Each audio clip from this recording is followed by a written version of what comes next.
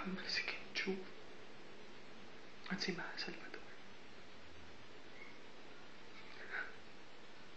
Isa lang gusto kong mangyari. Gusto kong magsampalan sila at magsabunutan. Kasi pakiramdam ko, magiging totoo ang laban. Hindi para sa isang lalaki na alam na kung sino.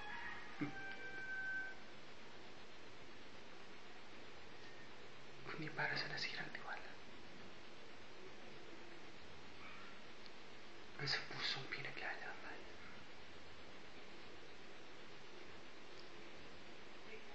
Iiyak na